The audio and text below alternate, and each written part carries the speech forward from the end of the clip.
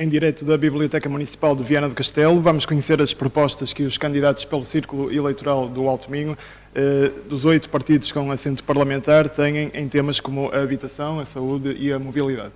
Segundo foi decidido, com conhecimento de todos, a ordem das respostas será feita por ordem decrescente em relação ao número de votos que cada partido teve nas últimas eleições legislativas de 2022. Informa-se ainda que a ordem pela qual os candidatos estão sentados foi definida através de um sorteio realizado na presença de todos. Na ronda inicial e na ronda final, cada candidato terá um total de 1 minuto para responder. Nos outros temas terá 3 minutos. Posto isto, vamos então iniciar este debate com a Marina Gonçalves, cabeça de lista pelo Partido Socialista pelo Distrito de Viana do Castelo, Círculo Eleitoral de Viana do Castelo. Boa tarde, Marina. Tive a oportunidade de ouvi-la num debate anterior dizer que não está aqui como Ministra da Habitação, mas sim como Marina Gonçalves. Esquecendo tudo o que ficou para trás, olhando apenas para o futuro, pergunto-lhe porque é que decidiu ser cabeça de lista por Viana do Castelo e também para que o público a conheça, os eleitores, quais é que são as 2 principais propostas que a ser eleita vai propor na Assembleia da República. Muito obrigada, muito boa tarde a todos, cumprimentar todos os partidos aqui representados, cumprimentar-vos a vocês e agradecer-vos este debate. Quando nós, o legado que levamos não é para ser esquecido, é mesmo para levar connosco também quando tomamos a decisão de estar nesta lista e de empreender um projeto também de futuro. O legado é importante na área da habitação, mas não só. Nós, efetivamente, no dia 10 de março, aquilo que temos pela frente é uma decisão sobre o projeto que queremos para o Alto Minho. E diria que o mais importante é ter um projeto encabeçado também para o Alto Minho, nestas eleições, feito de altominhotos, de pessoas que são daqui, que conhecem o território e as suas necessidades, e para nós é fundamental, e por isso é que a lista que apresentamos é uma lista, como dizemos, 100% Alto Minho. Ela tem 7 vetores, o programa tem 7 prioridades políticas, desde as acessibilidades à coesão social, à cooperação transfronteiriça, ao ambiente e à agricultura, ao desporto e à cultura. Todas estas dimensões são importantes, mas eu focaria neste primeiro minuto a importância de reforçarmos também o acesso às acessibilidades, quer por parte das pessoas, quer por parte das empresas, nomeadamente com o pórtico da A28, queremos isentar portagens e sublinharia neste primeiro momento essa medida. Obrigado, Marina. Já lá vamos a esse ponto. Jorge Gonçalves, boa tarde, bem-vindo. A Aliança Democrática apresenta-se com... Jorge Mendes, peço desculpa, apresenta-se com cabeça de lista fora do distrito de Viana do Castelo, neste caso do Porto, e ele não está aqui hoje presente. Isso pode ser uma desvantagem para a Aliança Democrática. Que conhecimento é que tem Aguiar Branco da situação atual do distrito de Viana do Castelo, para além, obviamente, dos salários navais, mas isso já faz parte do passado? Não, faz parte do passado, mas é muito marcante. Boa tarde a todos os nossos ouvintes, cumprimentar todos os colegas dos várias forças políticas que vamos estar a votos no dia 10 de março.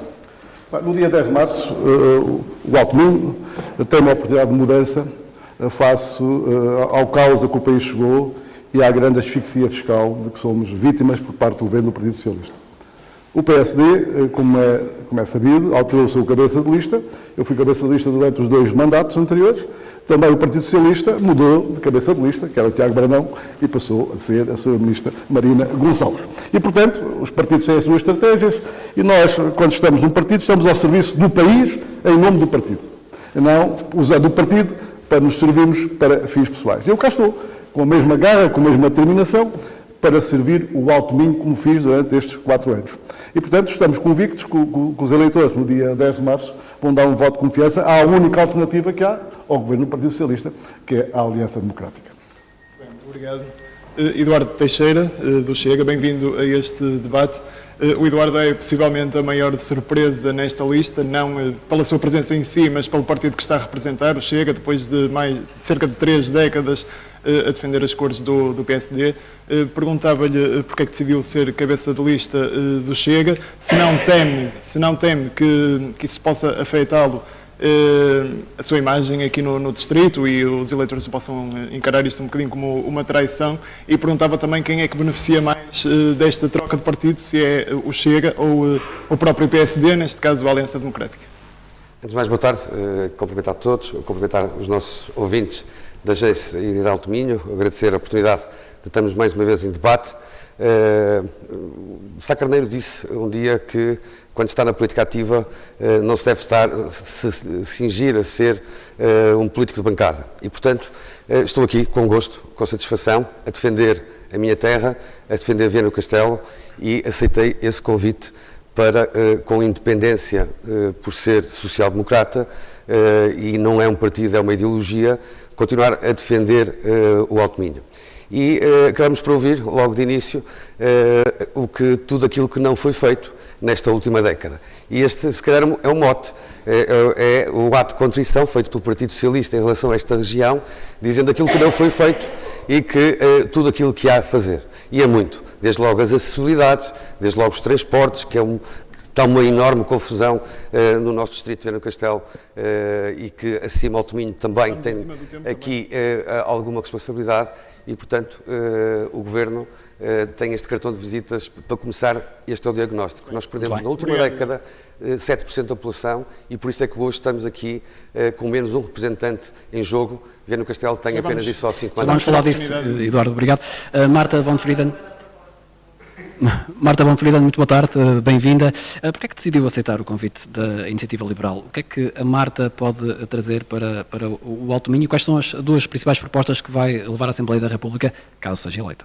Bem-vinda. Antes de mais, muito boa tarde. Agradecer-vos também o convite da Rádio Geice e da Rádio Alto Minho. Cumprimentar também todos os colegas que estão aqui presentes. Assim, o desafio foi colocado, não foi só pela Iniciativa Liberal, ou seja, pela direção do partido, foi também com o apoio de alguns colegas que, dentro da Iniciativa Liberal, isto funciona muito por mérito, por cooperação entre as partes, e por isso, no fundo, quando me desafiaram, aceitei de bom grado, porque acho que, apesar de ser portuense, consigo trazer aqui uma perspectiva um bocadinho diferente para Viana do Castelo, até porque, exatamente aqui, e contrariando aqui um bocadinho aqui o que a minha colega Marina estava a dizer, isto podemos ter uma lista de alto-minhotos, mas a verdade é que o distrito apresenta um contexto de interioridade demasiado elevado, e por isso o que quero dizer é que provavelmente os alto-minhotos não estão a olhar com os olhos certos para a região, e eu procuro trazer essa motivação para o território. Obrigado, Marta. Foi nos alto-minhotos. Passamos agora para a Adriana Temporão, é a mais jovem aqui neste leque de candidatos. Perguntava-lhe precisamente por isso, o que é que essa juventude pode trazer de novo aqui ao Alto Minho, e depois também, aproveitando porque a Adriana esteve envolvida aqui num grupo recentemente que esteve a pintar umas paredes de um prédio, pergunto-lhe também se isso não pode prejudicar um bocadinho a sua campanha. Boa tarde. Muito obrigada às rádios pela organização e pelo convite. Cumprimentar os meus colegas de painel. Bem, a juventude não sei o que trará, mas traz muito o facto de ter sido jovem no Alto Minho e ter saído e quis muito regressar à minha terra, e sei o que é, quais são os problemas que tem o Alto Minho, e nas últimas semanas temos reunido com várias entidades, e uma das coisas que é transversal a todas é o problema da mobilidade. O Alto Minho tem um déficit muito grande de transportes, é uma dificuldade muito grande para todos os alto-minhotos movimentarem-se dentro do distrito e para fora do distrito em transportes coletivos, e isso foi transversal a todas as pessoas com quem nós temos falado ultimamente. Relativamente ao mural, é um não assunto, aquilo é um edifício público devoluto, nós como partido em campanha podemos pintar um mural, e é incrível como uma pintura de um mural com duas frases num edifício vazio em plena crise da habitação incomodou mais que o próprio edifício vazio. Bem, obrigado. Muito bem, muito obrigado. Celestino Ribeiro, muito boa tarde, bem-vindo. A CDU tem caído nas eleições, de eleições para eleições, 12 deputados em 2019, apenas 6 em 2022. Sondagens recentes apontam para 2% das intenções de voto. De que forma é que o Celestino Ribeiro espera contrariar essa tendência aqui no Alto Minho? Bom, em primeiro lugar, muito boa tarde a todos os participantes neste debate, agradecer à Rádio Geice e à Rádio Alto Minho uma grande força e valorização ao trabalho destes jovens alunos, de uma escola que também, enquanto professor, já foi a minha escola. Parabéns pela vossa participação. Bom, uma resposta muito objetiva à pergunta que me é colocada é que, felizmente, temos eleições e, portanto, não são as sondagens que determinam aquilo que é o resultado eleitoral. Felizmente. Também, felizmente ou infelizmente, há partidos que ora sobem como resultado das eleições, ora descem, e já tivemos vários partidos a descerem 6 deputados, a aumentarem 6 deputados, até mais do que isso. E isso não tem impedido que o exercício democrático se continue a fazer. Isso é que é importante e é isso que eu estou aqui também a fazer, enquanto cabeça de lista de uma lista que é feita de pessoas que estão no terreno diariamente, mas não estão no terreno apenas por serem autominhotos, estão no terreno nas suas afirmações e representações em várias assembleias municipais do Distrito de Viana do Castelo, na Câmara Municipal de Viana do Castelo também. Portanto, somos uma equipa jovem, mas uma equipa muito experiente e que pode, sem sombra de dúvidas, valorizar o nosso território e defendê-lo como ninguém, uma vez que 6 deputados do PS e do PSD nunca o fizeram, nem sequer contrariaram esta perda demográfica que nós tivemos. Muito obrigado. Passamos agora ao Tiago Carvalho, número 3 da lista do PAN. A Isabel Rodes é número 1, não está aqui presente. Perguntava-lhe porque é que se deve votar no PAN e quais é que também são as duas principais propostas, caso sejam eleitos, que vão propor na Assembleia da República. Muito boa tarde a todos. Cumprimentar os meus colegas de painel e obrigado pela organização por mais este debate esclarecedor sobre os temas que vamos então todos votar nestas legislativas. Em primeiro lugar, o PAN considera que está do lado certo da história.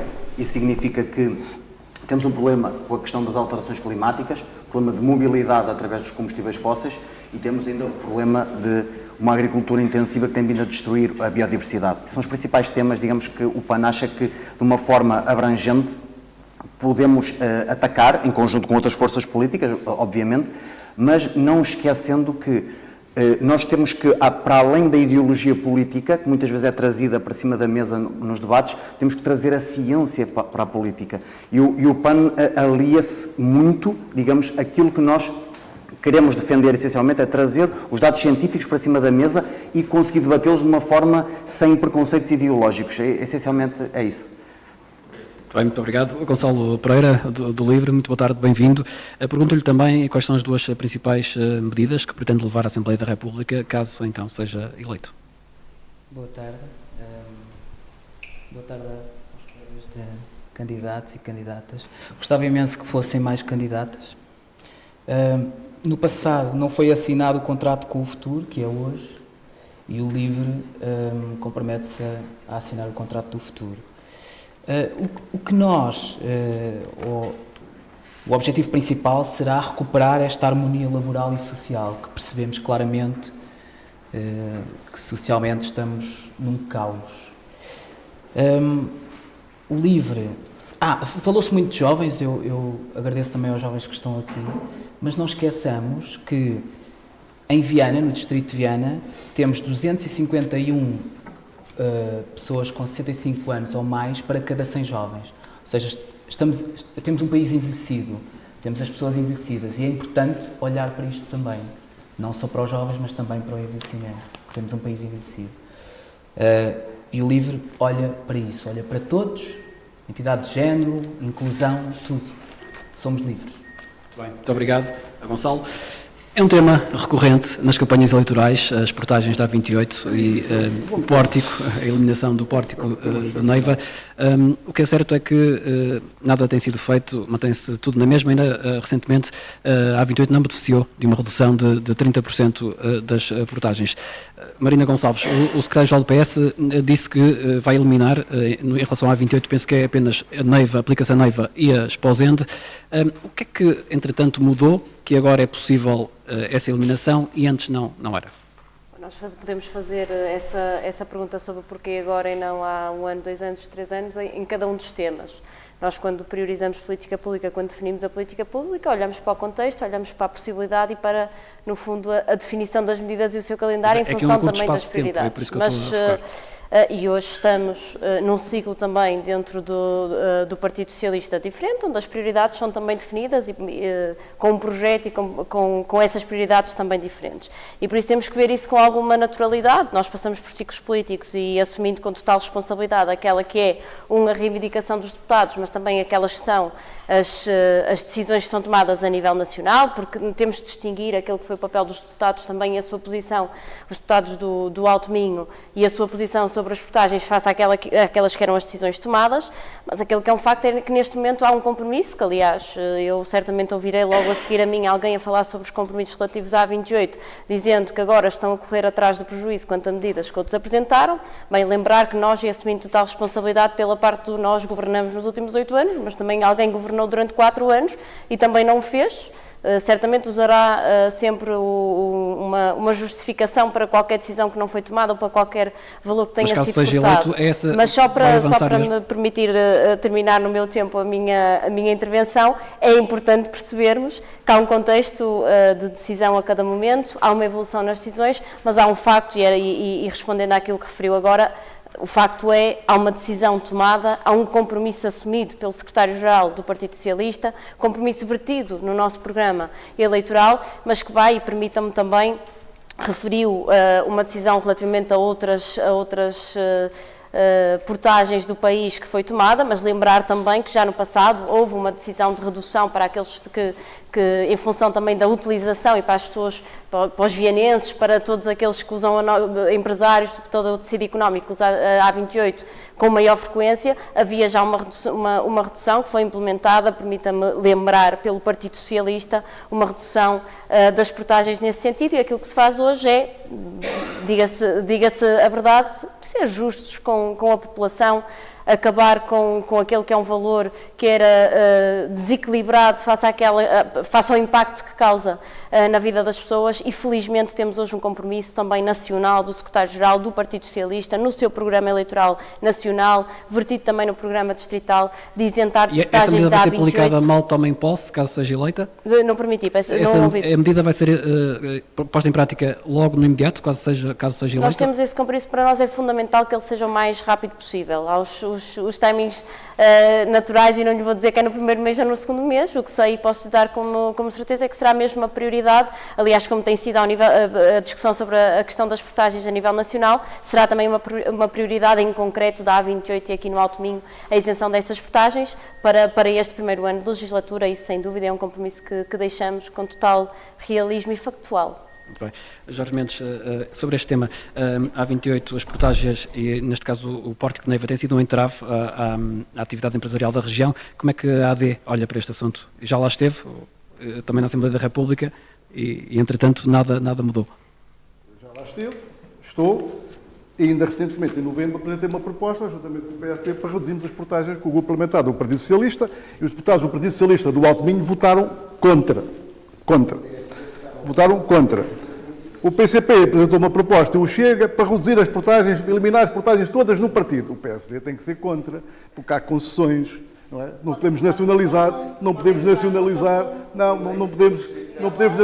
umas e não pagar as outras. Temos que ser responsáveis. E, portanto, o PSD esteve sempre ao lado do Alto Minho para reduzir as portagens. O Pórtico do Neiva em 2023, que foi uma proposta, fui o primeiro subscritor, Jorge Salgueiro Mendes, pela redução dos 50% das portagens, que o Governo sempre disse que era o fim do Orçamento de Estado em 2021, afinal, a contragosto, com ameaças do Tribunal Constitucional, com o apoio do PCP também, e do Bloco de Esquerda, foi uma maioria negativa, dizia o Governo, conseguimos ver a redução, mais recentemente, dos 50%, embora os automóveis elétricos ainda não tenham conseguido os 75% que aprovámos já nessa altura. Ainda hoje, zero.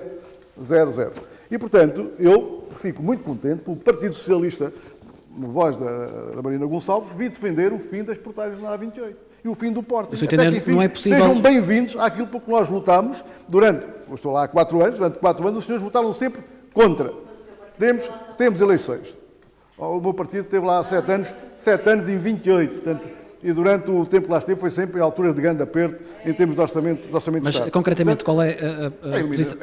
Nós tínhamos a proposta de 2020, era redução de 50% e a seguir, gradualmente. Se o Governo tivesse aplicado a lei, hoje as portagens já não existiam. Portanto, desde 2020 até hoje, que o Governo do PS está a prejudicar o Alto Minho, quer os cidadãos, quer as empresas. E, como é óbvio, não havendo alternativas de transporte público, não sei se vamos falar mais à frente do transporte público, mas podemos avançar já. No transporte público, na linha do Minho, só eletrificámos a linha. O comboio, a viagem de Valença a Porto, hoje demora mais 10 minutos do que demorava antes. O comboio mais rápido é o Celta, o famoso Celta, que o governo José Sócrates quis eliminar e que Passos Coelho, juntamente com a Galiza e a Espanha, conseguimos implementar. É a viagem mais rápida entre Valença e o Porto. E quando falamos em transportes públicos, bem, temos que olhar para a proposta que o Governo fez recentemente de apoio às comunidades intermunicipais. Assim, o Alto Minho vai receber 11 milhões. É necessário perguntar à Sra. Ministra, porque ela estava nesse Conselho de Ministros, quanto é que vai receber Lisboa? Lisboa vai receber 213 milhões. O decreto-lei está no Presidente da República ou está em trânsito para o Presidente da República. quando se fala de coesão territorial, do interior, de rede de transportes públicos, o Alto Minho recebe 11 milhões.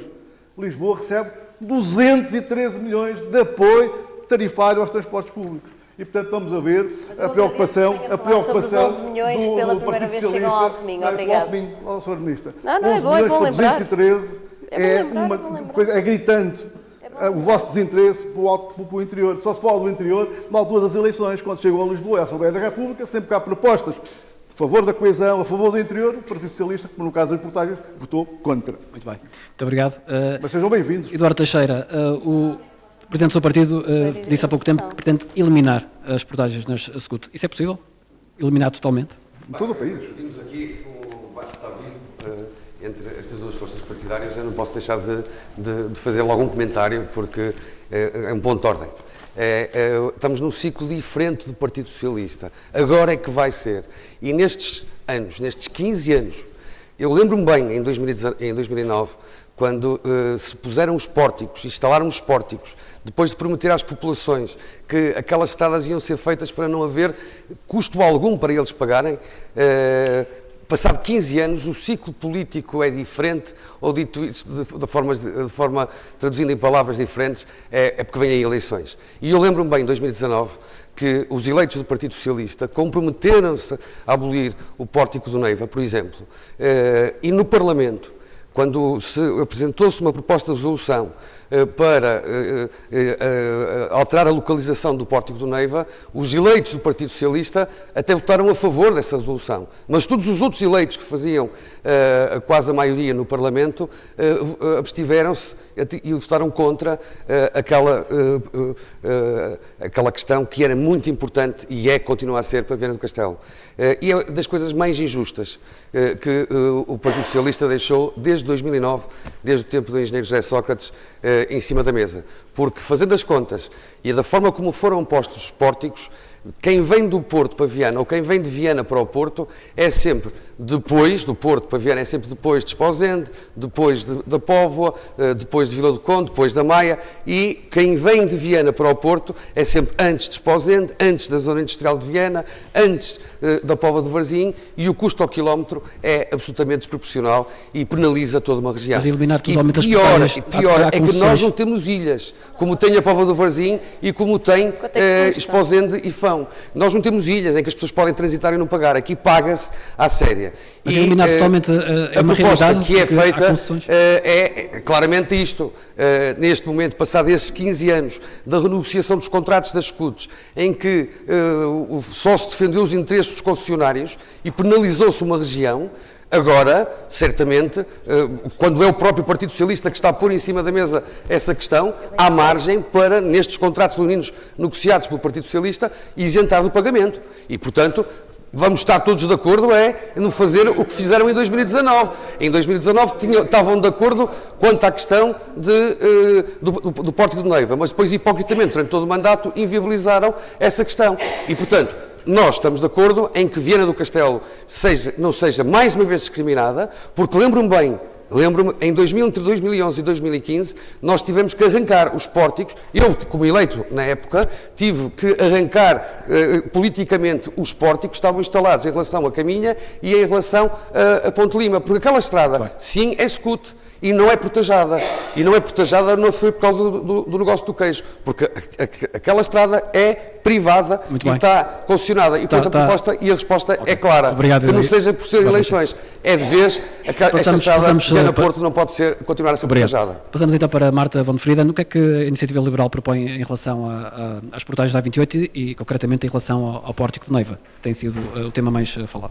Antes de mais, a Iniciativa Liberal é um partido responsável, que não procura infantilizar os portugueses, porque aquilo que nós estamos a assistir aqui neste debate, no fundo, é uma infantilização dos portugueses, que é um conjunto de medidas que são eleitoralistas, em que uns propõem a redução, ou no fundo, o abolimento do Pórtico do Neiva, e outros propõem acabarem com as portagens todas, e quer dizer, isso nem sequer pode ser chamado de mobilidade do futuro. A mobilidade do futuro prende-se com a ferrovia, nós não temos dúvidas em relação a isso. Nós não podemos continuar a apostar numa alternativa ou na rodovia como uma mobilidade do futuro. E por isso, na proposta da Iniciativa Liberal, claro que nós não temos nada relacionado com o Pórtico do Neiva. É um não tema para a iniciativa liberal. Claro que é um não tema para a iniciativa liberal, porque nós em 4 anos o que queremos fazer é apresentar a mobilidade como motor de coesão territorial, que é uma coisa completamente diferente. E onde é que apostaria então? Na ferrovia? Nos países desenvolvidos as pessoas andam de transportes públicos, não andam de carro, e por isso nós não podemos continuar a alimentar uma narrativa de que queremos reduzir o custo da passagem numa portagem e a seguir penalizar o utilizador com mais impostos sobre Mas para as empresas não pode ser penalizador as portagens e o pórtico para as empresas, concretamente? Desculpa, não consigo para as falar. empresas, as portagens, e neste caso o pórtico de Neiva não é um entrave ao desenvolvimento da atividade empresária? Se nós empresarial? tivermos uma ferrovia, inclusivamente de mercadorias, se calhar já não estamos a falar sobre essa questão. E por isso, quando nós estamos a pensar num programa que é um programa de Portugal completamente inteiro, como aqui o PS defende, não é? No fundo, um Portugal inteiro, nós não podemos estar a falar em medidas que são medidas pontuais, nós temos de estar a falar em medidas que são estruturais, que promovem a coesão territorial, que promovem a fixação de pessoas, que é uma coisa completamente diferente. E por isso, nós não fazemos parte deste tipo de discussão eleitoralista, porque, de facto, a Iniciativa Liberal é um partido responsável e que não quer infantilizar os portugueses. Muito bem. Adriana Temporão, o que é que o Bloco de Esquerda tem para este assunto dos pórticos e das portagens na A28? Também defende a eliminação do pórtico? A eliminação do pórtico na A28, com certeza, porque nós temos o único acesso a Viana com portagens, e isto penaliza os trabalhadores, que muitos vivem em Viana e trabalham no Porto, são penalizados por causa das portagens, são penalizados porque não têm transportes públicos para se deslocar ao Porto, portanto são penalizados de todas as formas. Não podem aceder a transportes públicos e, quando optam pelo carro, têm a cobrança das autoestradas. Isto penaliza os trabalhadores imenso, numa região que os acessos são o que são e são o que conhecemos, em que é muito difícil deslocarmos da nossa região para outra e está muito isolada das regiões envolventes. Portanto, sim, acho que é essencial eliminar o pórtico da A28. Em relação às portagens, apenas a eliminação do pórtico ou também uma redução das portagens, defendem isso ou mantêm como estão? Nós até defendemos o fim das PPPs em relação às portagens e às autoestradas. Muito bem. Celestino Ribeiro, neste caso, o que é que a CDU tem para propor? Muito obrigado. É bom pegar aqui no que acabamos de assistir.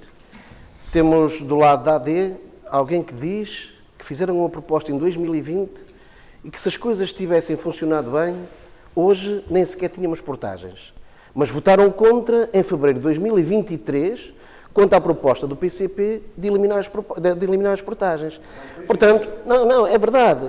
Carlos Jorge, a verdade, nós podemos continuar a enganar os autominhotos, e eu sei que vocês são pródigos nisso, conseguem fazê-lo muito bem, melhor do que ninguém, até porque vocês são os eleitos, essa é a verdade. Aliás, é importante que todos os autominhotos conheçam e reconheçam quem são os eleitos que tiveram nos últimos 2 anos, 3 do PS, 3 do PSD, e de facto o Jorge é um desses eleitos e é um dos responsáveis por aquilo que estamos aqui a fazer. Por outro lado, porque estamos aqui a discutir, por outro lado, vemos a Iniciativa Liberal que revela um desconhecimento gritante sobre o que é o nosso tecido industrial, comercial, a dimensão das micro, pequenas e médias empresas, o tecido laboral, os trabalhadores, para dizer que não há impacto algum e que a ferrovia pode ser uma alternativa para as nossas empresas. Ora, é gritante ouvir, e por isso é que é importante que as pessoas olhem para todas as listas e vejam bem quem são as pessoas que lá estão, para identificar quem são aqueles que realmente conseguem defender o território porque o conhecem. Não vivem, isso sim, no mundo irreal, no mundo em que nós, claro, pegamos, como dizia o Zé Mário Branco, não é? E no lugar da consciência pomos a lei da concorrência, não é? É isso que acontece com este tipo de iniciativas, não é? E nos desligamos completamente do território. Sim, para o PCP é claro. Os pórticos é para eliminar, ponto final. Já o fizemos mais que uma vez, voltamos a fazê-lo inclusivamente na proposta para o Orçamento de Estado. E em relação às concessões? Já o fizemos. Desculpa, não percebi. É concessionada a A28, como é que... Mas claro que aí nós acompanhamos todo o processo, como é lógico. O que nasce, eu nem queria voltar tanto atrás na temática, mas o que nasceu, SCUT, nasceu com esse nome. Mas eu só não quero recuperar isso para que não haja aqueles que vão deambulando entre partidos da direita para manterem o seu poder e depois alimentarem essa mesma expressão e aqui darem continuidade.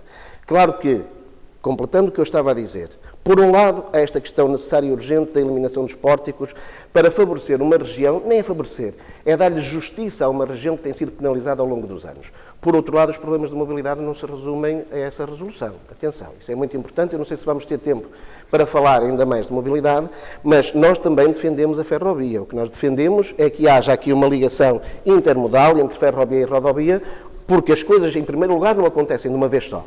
E, portanto, nós não temos uma alternativa que a gente estala um dedo e ela acontece de uma vez só. E, portanto, quer queiramos, quer não, nós temos que usar, neste momento, a ferrovia e a rodovia em simultâneo, melhorando, desde logo, a ferrovia e melhorando também a rodovia, porque os problemas do Alto Minho não se resumem apenas à A28. Nós temos muitas outras vias de acesso que urge rapidamente resolver, porque nós temos grandes franjas da nossa população no Alto Minho que estão, eu diria, rodoviariamente isoladas. Isso tem que ser resolvido. Tiago Carvalho, do PAN, o que é que tem a propor em relação a esta matéria? Eliminação do pórtico da A28, portagens? Temos que ser responsáveis e não admitindo agora que há uma concessão, e ela existe, ela pode não ser renovada. É isso que nós defendemos, ou seja, não vamos unilateralmente eliminar, então, digamos, os custos. Nós sabemos que é importante para a população, mas temos de ser responsáveis, ao ponto de sabermos que as custos realmente são decisivas nas locações de empresas e pessoas, mas também há um tema muito importante que não foi falado aqui ainda hoje, que tem a ver com mobilidade, que é a zona metropolitana do Porto deu um desconto grande nos passes de transportes públicos. E Viana do Castelo ficou de fora, ou seja, e nós, como partido PAN, perguntamos à Câmara Municipal de Viana do Castelo porque é que não entrou neste acordo de redução dos passos rodoviários em autocarros para a zona metropolitana do Porto. Até agora ainda não obtivemos nenhuma resposta da Câmara Municipal e aproveito aqui para pedir ao Presidente da Câmara de Viana do Castelo que nos possa receber e até dar uma resposta relativamente a isso.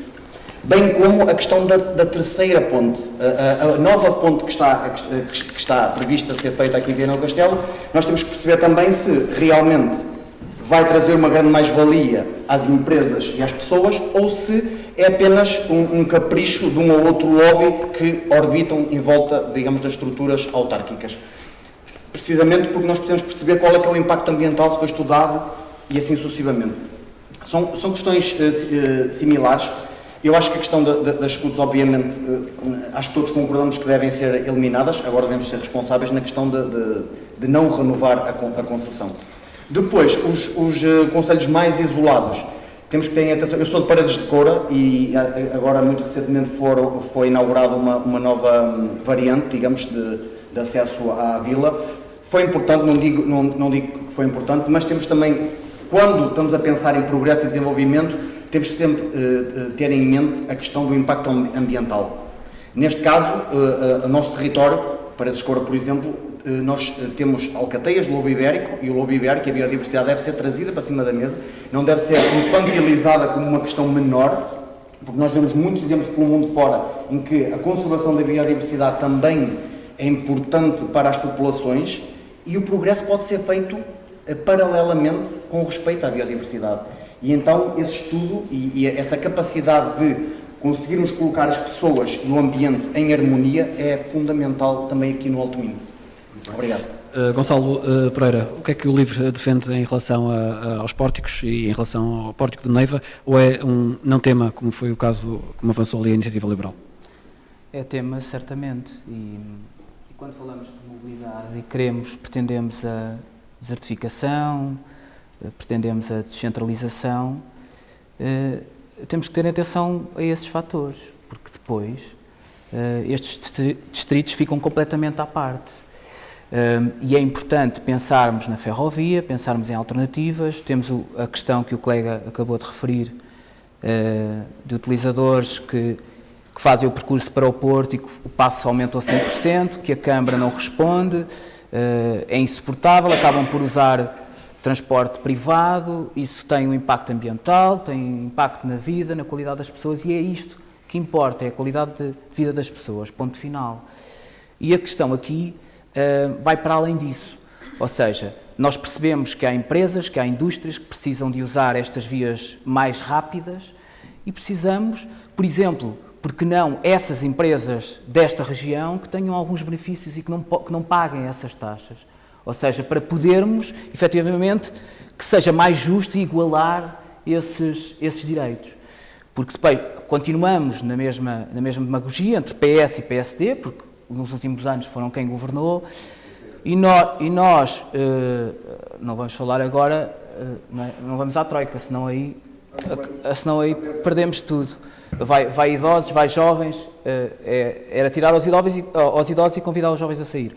E a questão é muito isso, ou seja, mais uma vez, só nestas alturas é que se fala na descentralização e a questão da desigualdade dos distritos, e é muito engraçado quando nós vemos as propostas, nomeadamente à direita, não sei se não taxamos ou não. Parece-me muito justo ou muito injusto que olhemos para o distrito de Viana, que quer fixar pessoas e que perdeu efetivamente um mandato e que todos nós percebemos porquê, está claro, e temos esta resposta para um distrito como este. Pronto, quanto ao LIVRE, é clara a posição de que favorecer a indústria, dar benefícios às empresas que precisam dessas vias rápidas, mas, fundamentalmente, recuperar a ferrovia, recuperar os transportes públicos, porque é isso que nos ajuda e sabemos claramente em que estado é que está o planeta e as pessoas não podem continuar a usar transportes privados, porque senão é um caos de trânsito, de poluição e por aí fora.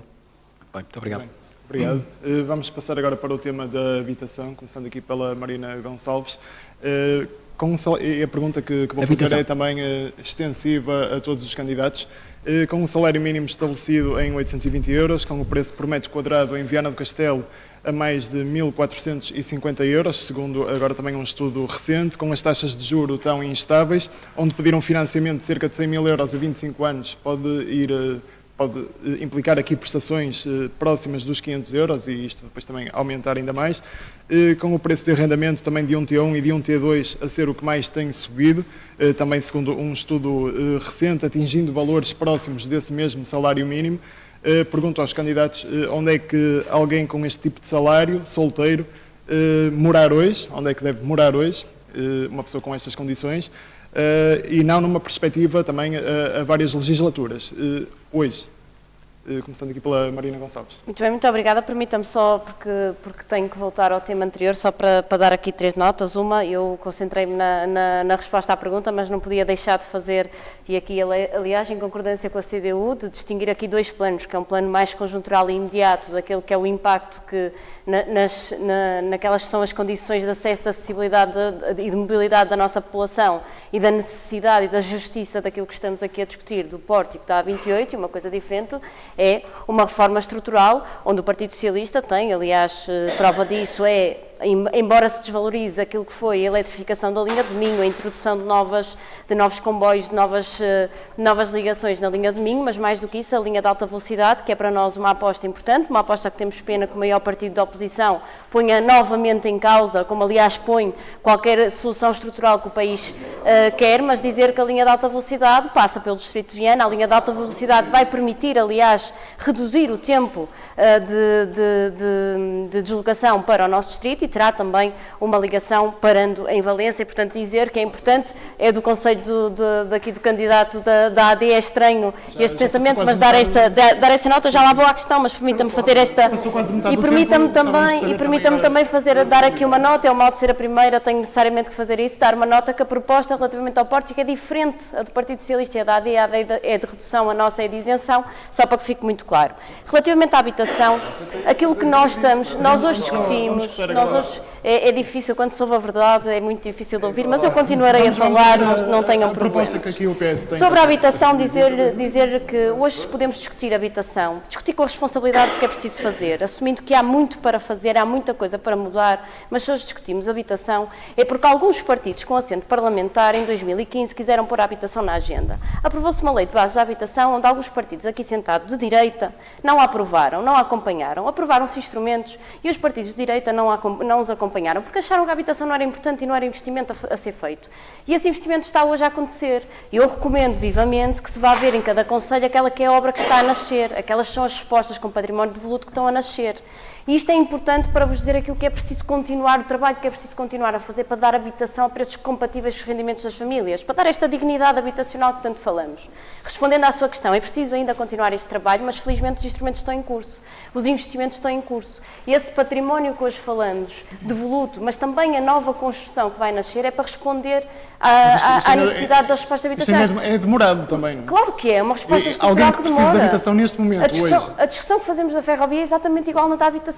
Estas respostas são estruturais. Infelizmente começamos tarde, mas começamos com o apoio de alguns partidos com assento parlamentar, mas ela está em curso. O que nós temos até lá que fazer é encontrar instrumentos conjunturais, permitam-me voltar a esta dinâmica, e por isso é que nós temos hoje um Porta 65, que chega ao dobro dos jovens que chegam também no nosso distrito. São os 20 segundos das interrupções. E já agora, é por isso também que temos hoje um apoio à renda que chega a 230 mil famílias. Chega, não chega. Mas é com estas duas respostas conjunturais e estruturais que temos verdadeiramente que responder àquela que é uma responsabilidade nossa, que é garantir habitação digna para todos. Obrigado. Passamos agora para o Jorge Mendes, da Aliança Democrática. Que propostas é que tem para solucionar aqui este problema que expus há pouco? Olha, em primeiro lugar, a cabeça de lista do PS é a Sra. Ministra da Habitação. Já que foi até 2015, Marina, desde que, já que chegou a 2015, nós começámos com lei de bases, com planos, com programas, com PowerPoints, e agora estão no terreno. Mas continuamos a não ter as casinhas. Certamente quando era autarca não as casinhas continuam ainda no papel.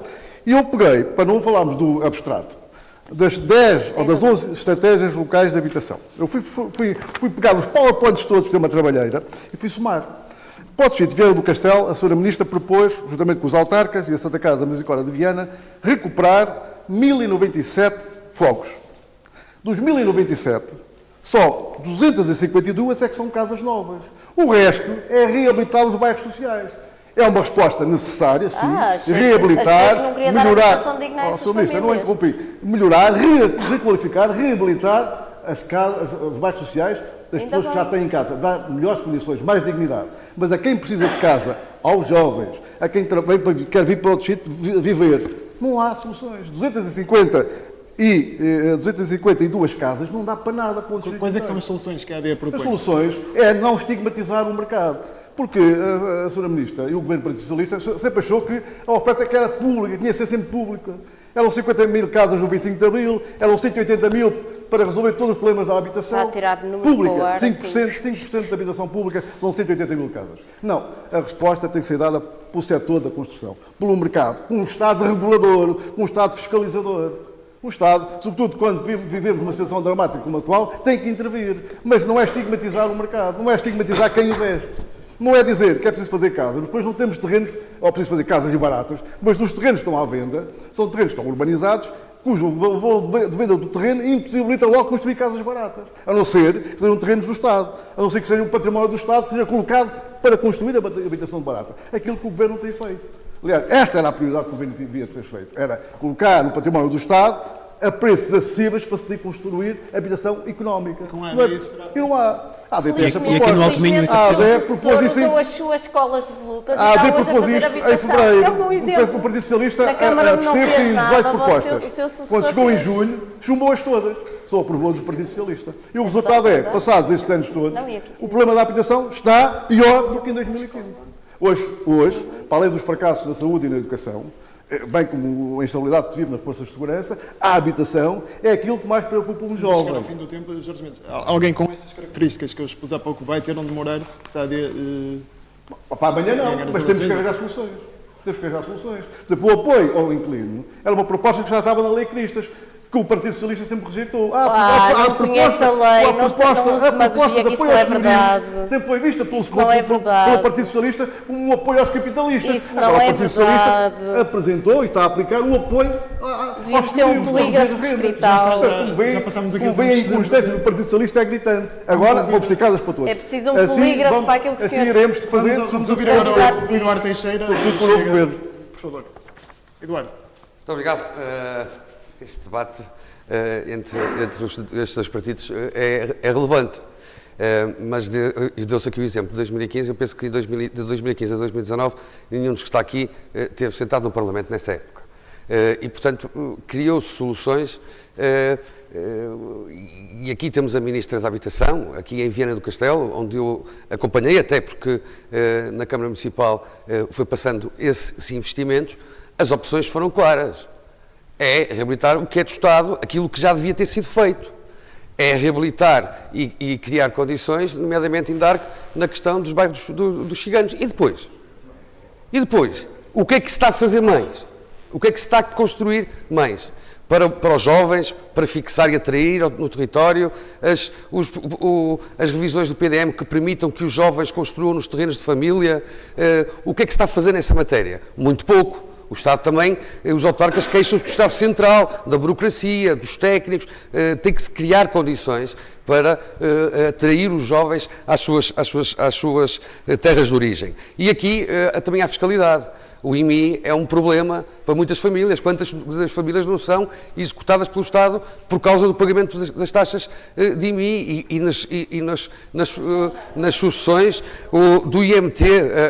Tem que se criar soluções. Nós propomos a esse nível medidas concretas. Na questão do crédito que os jovens possam aceder à compra da primeira casa para habitação própria e permanente. Nós temos soluções apresentadas nessa matéria. Repare, problema tem a solução do crédito é precisamente o Estado confortar o acesso dos jovens até aos 35 anos, jovens casais. Isso é possível, isentar algum pagamento de taxas e impostos que são concretizadas. E eu vou-lhe dar outro exemplo. Em Portugal, no ano passado, construiu-se menos casas privadas do que se construiu no último ano de Estado Novo. Isto é incomparável, como é que é possível? Em pleno tempos que vivemos atualmente.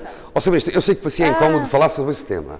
Eu sei que nestes 4 anos dedicou-se a esse dossiê mais em concreto do que propriamente ao Distrito de Viana do Castelo, porque não teve no Parlamento nessa matéria. Mas, caramba, quando nós falamos em perda de população, nos últimos 10 anos, 7%, e muitos que são jovens, estamos a falar, quando analisamos, por exemplo, em Viana do Castelo, é das capitais de distrito mais caras para comprar habitação e para alugar habitação, por metro quadrado, é um bom exemplo para um mote de justificações da sua parte, porque foi responsável por essa matéria, quer como Secretária de Estado da Habitação, quer como Ministra da Habitação. E nós não vemos resultados, porque chega agora às eleições e o que temos aqui para dizer, em vez de dizer assim, Viana do Castelo conseguiu ultrapassar esse problema, não, Viana do Castelo tem um problema cada vez mais grave nessa matéria. Não há habitações para os jovens. Não se conseguiu resolver o problema dos jovens retornarem às suas freguesias de origem no território. Eduardo, há medidas que não estão a ser feitas e, portanto, nós apresentamos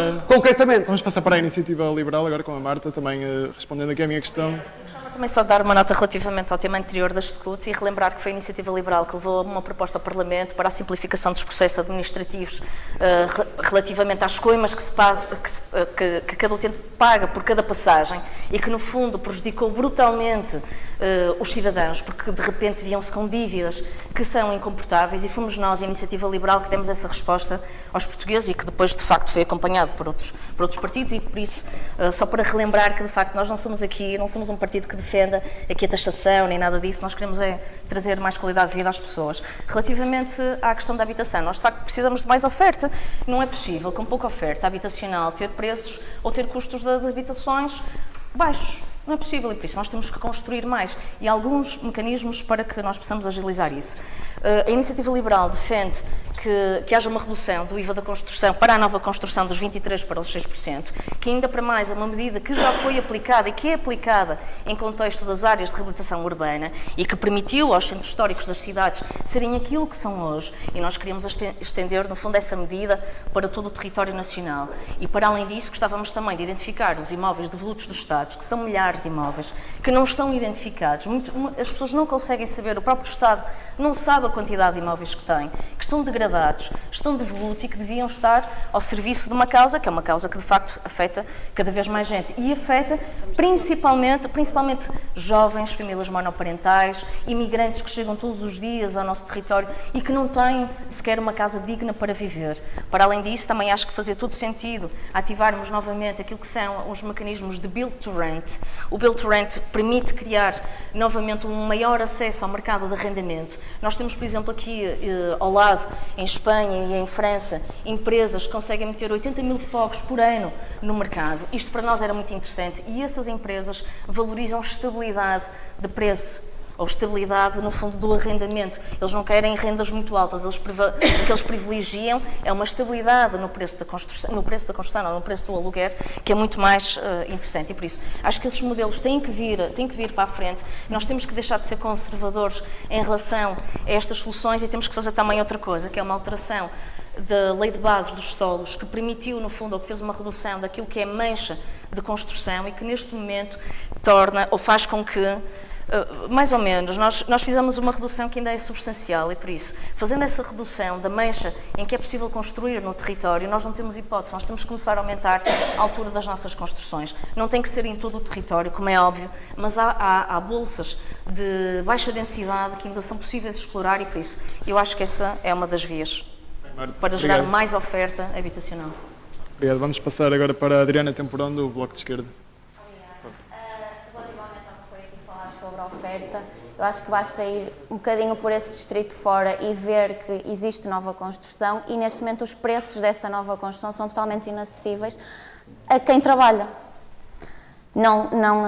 Os juros aumentaram, portanto, um trabalhador que queira comprar uma casa vê-se impossibilitado disso. Os salários são baixos, não são compatíveis com o crédito à habitação. Portanto, temos que ter um controlo de juros. Como é que isto pode ser contornado? Através da Caixa Geral de Depósitos. Se baixar os juros da Caixa Geral de Depósitos, a banca, no geral, as pessoas podem transferir o seu crédito para lá e a banca será obrigada, entre aspas, a baixar também os seus juros e isso levará a reduzir o impacto do crédito à habitação nas famílias. E relativamente às rendas, nós temos rendas que são muito altas e até muitos senhorios que impedem, por exemplo, em mulheres com filhos, mulheres com famílias monoparentais que são impedidas de arrendar porque podem não vir a pagar porque os salários não são compatíveis com as rendas praticadas. Portanto, tem que haver um controle de rendas, que já existe, por exemplo, baseado na tipologia, no sítio onde está localizada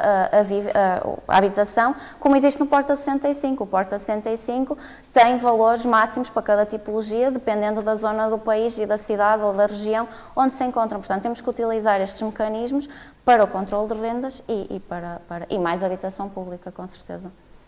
Muito bem, muito obrigado, Adriana. Celestino Ribeiro, CDU. Eu começaria exatamente por onde começou a pergunta, que tem a ver, de facto, com os salários, com os rendimentos das pessoas. E aqui começa, de facto, o nosso problema e aí é que começa a nossa luta já em 2021, na discussão do Orçamento de Estado para 2022. O que poderá vir a dizer, se o salário mínimo aumentar, os preços depois também podem aumentar, na proporção ou até mais. Deixe-me continuar o meu raciocínio, talvez assim fique mais claro.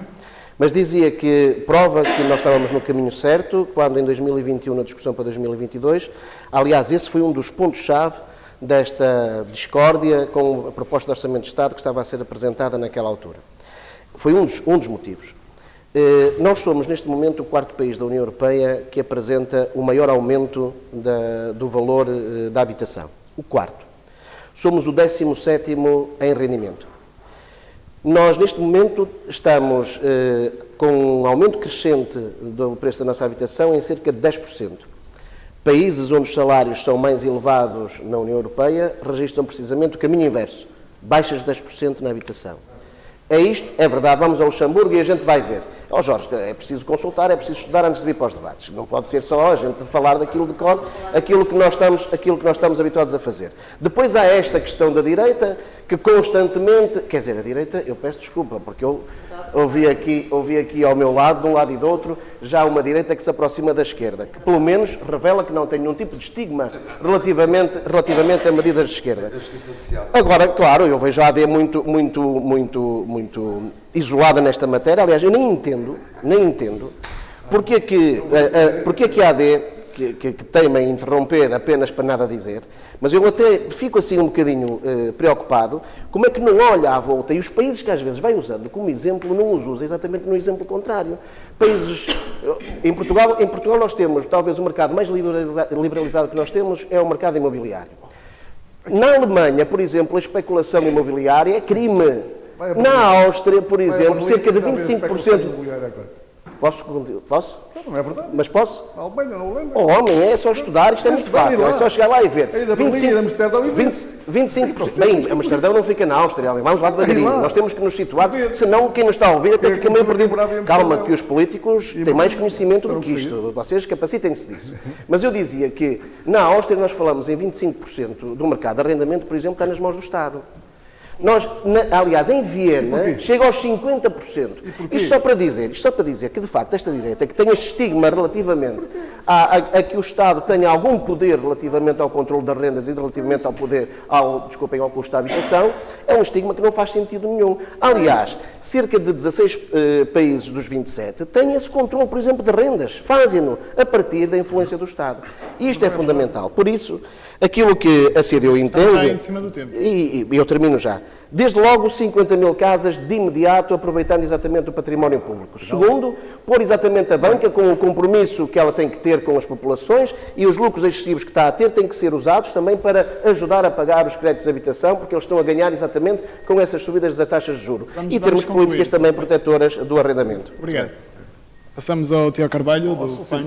A Áustria é pública, o Pacto Habitacional é público, foi reconstruído pelo Estado a seguir à Segunda Guerra Mundial. O Estado reconstruiu e alugou. É um caso excepcional. E a Holanda também. Senhores, vamos ouvir agora o PAN, aqui escutou toda a gente, vamos também escutar agora o Tiago Carvalho, as propostas que ele tem. Um ponto muito importante seria, em primeiro lugar, agilizar os processos autárquicos, em termos de licenciamento. Eu vou dar um exemplo. Em Paredes de Coura estão agora a construir a rede do gás canalizado. Não é? E aquilo pode fazer sentido se essa rede servir para mais tarde nós injetarmos nessa mesma rede o hidrogênio.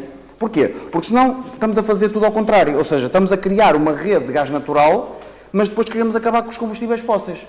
Se aquela rede for preparada para injetarmos o hidrogênio e servir as habitações, perfeito. E aí, a obrigatoriedade do licenciamento na questão do gás para as habitações, quando há uma construção nova, poderá fazer todo o sentido. Senão é mais uma burocracia que depois nós estamos a imputar isso a quem está a construir uma nova habitação e, na prática, depois vamos descontinuar essa solução porque, mais tarde, afinal, os combustíveis fósseis não são para continuar. Depois, a questão de listar os prédios devolutos do Estado, isso é óbvio, não é? Temos que ter uma base de dados, uma lista, para perceber onde é que podemos intervir. Isso é ponto assente. Não sei se esse levantamento já começou a ser feito, se calhar a senhora Ministra pode depois dizer. Mas é uma hipótese, não é? Listarmos.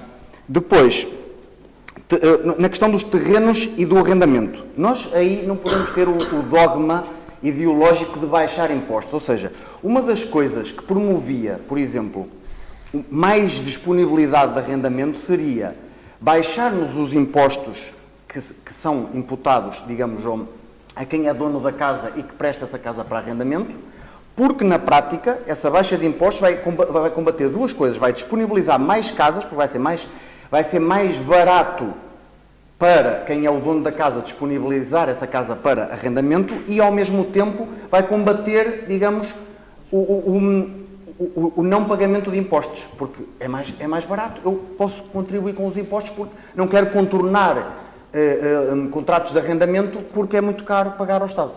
Depois, só mesmo aqui para entrar no último minuto, a questão de majorar no Porta 65, ou seja, o programa Porta 65 é bom, mas pode, para comunidades aqui do Alto Minho, que têm um fator muito interior, tal como outras regiões do país, pode haver maior majoração. E depois, para finalizar, a questão das casas modulares. É o tipo de construção muito mais sustentável, que é muito mais fácil de licenciar e que devemos apostar fortemente nas casas modulares. Não é dizermos às pessoas que tipo de casa é que elas devem fazer, mas em muitos casos pode servir para resolver no imediato, de forma temporária, apostar na construção modular. Obrigado. Muito bem, Tiago. Obrigado. Passamos então agora ao Gonçalo Pereira, do LIVRE. Falamos em construção, em construir, e faz-me sempre lembrar um exemplo de criarmos ERPs, chamadas estruturas residenciais para idosos, que eram antigolares, e colocar lá as pessoas. No seguimento do que o colega disse de Celestino, faz todo o sentido, que é vencimentos e regular os valores. Eu vou fazer um número que se foi feito, acho que foi feito nas últimas legislativas. Onde é que está a Câmara? E com todo o respeito ao Bloco de Esquerda, isto não é da minha avó, nem é de familiar nenhum. É meu, isto é o meu vencimento, ou é o meu recibo de vencimento. E aqui para a colega ali do PS, eu recebo, ou é transferido 739,38 e eu paguei por um quarto em Viana 300 euros, ou seja, não paguei os 3 meses, paguei 2, 600 euros, sobra 139,38 €. Isto é a realidade de Viana, ou seja, paguei por um quarto, estamos a falar de um quarto, 300 euros, eu depois posso passar a folha se quiserem. Paguei 600, ou seja, não paguei 3 meses, paguei 2, porque legalmente podiam ser 3 e paguei só 2, porque 3 nem tinha dinheiro para isso. E esta é a realidade. E se os altos minhotos, ou os portugueses, ou quem vive em Portugal, se identifica com isto, a minha pergunta é, voltamos a votar no PS e no PSD? Deixe só, diz? A proposta eu posso apresentar, no seguimento do colega. Então, estabelecer limites máximos no valor de renda, não sei qual é a piada, porque eu acho que é engraçado, isto é, chama-se, como é que eu ia dizer, a arrogância da maioria, que é, colocam as medidas e depois riem-se. Porquê? Porque sabem que não há negociação, porque quando há uma maioria não há negociação. Há conversas e há outras coisas, não chegam acima da mesa, por isso é que se riem, colocam lá as medidas. Podem consultar em livre.pt, passo a publicidade.